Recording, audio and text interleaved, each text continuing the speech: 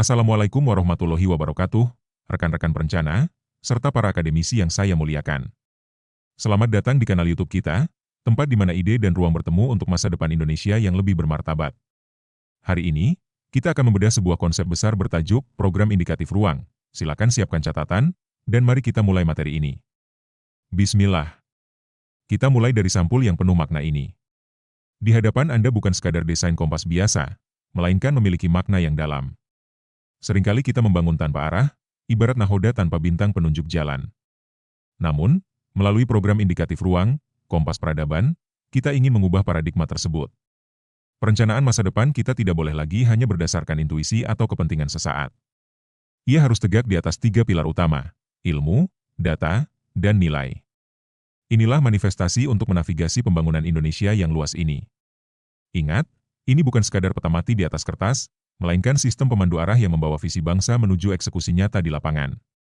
Lalu, bagaimana cara kita menerjemahkan visi yang abstrak itu menjadi langkah konkret? Mari kita lihat logikanya di halaman berikutnya. Dalam dunia perencanaan, kita sering terjebak dalam jargon. Di sini, kita coba sederhanakan. Navigasi kita dimulai dari visi misi yang bersifat abstrak. Agar tidak mengawang-awang, ia diturunkan menjadi program indikatif. Perlu dipahami, indikatif berarti gambaran rencana yang dinamis, tidak kaku atau final, namun tetap terarah. Kita bicara tentang 3 pilar utama: infrastruktur konektivitas, jalan dan jembatan, infrastruktur logistik, pelabuhan, hingga sistem transportasi modern seperti kereta cepat. Alurnya jelas, dari visi, ke kebijakan, strategi, lalu ke program indikatif, hingga akhirnya menjadi kegiatan nyata di lapangan. Tanpa alur ini, pembangunan hanya akan jadi proyek tanpa ruh. Agar ruh harmoni ini bisa bergerak dan berkelanjutan, kita butuh mesin penggerak yang kuat. Apa saja itu? Penataan ruang Indonesia didorong oleh 4 mesin utama yang bekerja secara sinkron. Kita bicara tentang pemerataan ekonomi dan pemenuhan kebutuhan dasar bagi seluruh rakyat. Namun, mesin ini tidak boleh merusak lingkungan, maka konservasi lingkungan adalah rem sekaligus penyeimbangnya. Mesin terakhir adalah integrasi wilayah. Inilah semangat besar kita, menggeser fokus dari yang tadinya Jawa sentris menjadi Indonesia sentris.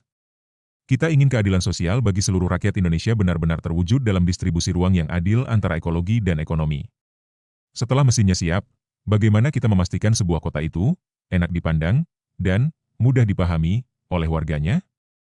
Kita gunakan protokol klasik ini.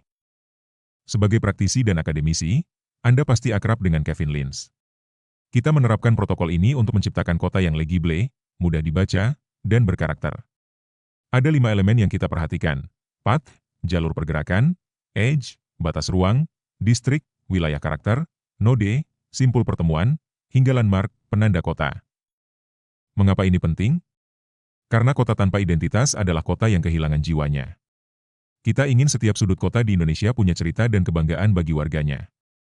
Kota-kota yang berkarakter ini kemudian harus kita hubungkan dalam satu urat nadi nasional. Lihatlah peta Indonesia ini. Konektivitas adalah kunci untuk menyatukan efisien antara pusat produksi dan pusat konsumsi. Salah satu program andalan kita adalah tol laut. Ini bukan soal kapal semata, tapi soal martabat untuk menurunkan disparitas harga di wilayah Maluku, Papua, dan NTT. Selain itu, integrasi moda antara kereta cepat dan bandara bertindak sebagai akselerator pertumbuhan. Kita ingin logistik kita lancar, sehingga ekonomi rakyat di pelosok pun bisa ikut berdenyut kencang. Inilah esensi dari sirkulasi nasional yang sehat. Namun, perlu diingat, perencanaan bukan soal fisik dan beton saja. Ada muatan strategis yang jauh lebih dalam. Bapak Ibu sekalian, perencanaan ruang adalah tentang martabat manusia dan keberlanjutan hidup.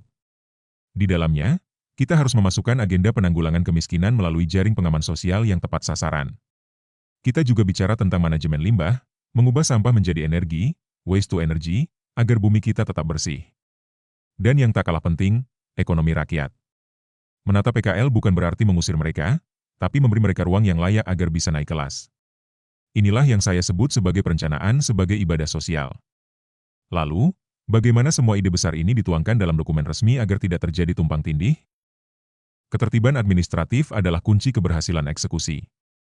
Kita memiliki hierarki dokumen yang jelas, mulai dari yang makro yaitu RT/RW, wilayah, turun ke RDTR, kota, kemudian ke RTBL, kawasan, hingga yang sangat teknis yaitu DID, arsitektur. Ambil contoh di destinasi super prioritas Borobudur. Sinkronisasi antar dokumen ini memastikan bahwa visi besar perlindungan cagar budaya di level wilayah tetap terjaga hingga ke detail desain bangunan di sekitarnya. Tanpa sinkronisasi, perencanaan akan menjadi kacau dan saling bertabrakan. Di tengah dunia yang cepat berubah, rencana yang hebat pun harus tetap lincah. Kita hidup di era disrupsi. Perencanaan kita harus memiliki agilitas strategis. Belajar dari pandemi lalu, respon krisis dan ketahanan pangan menjadi variabel yang wajib ada dalam rencana tata ruang kita. Kita juga menghadapi tantangan perubahan iklim, LTS-LCCR 2050, dan disrupsi teknologi, Industri 4.0. Strateginya adalah globalisasi. Kita siap bersaing secara global dengan teknologi terkini, namun tetap berpijak kuat pada kearifan lokal kita. Inilah cara kita bertahan dan memenangkan masa depan. Akhirnya, sampailah kita pada muara dari semua ikhtiar ini. Sebagai penutup, program indikatif ruang sebenarnya adalah sebuah undangan kepada kebaikan. Kita merancang ruang bukan sekadar mengejar target fisik, tapi sebagai bentuk pengabdian untuk mewujudkan keadilan, keberlanjutan, dan kesejahteraan bagi semua.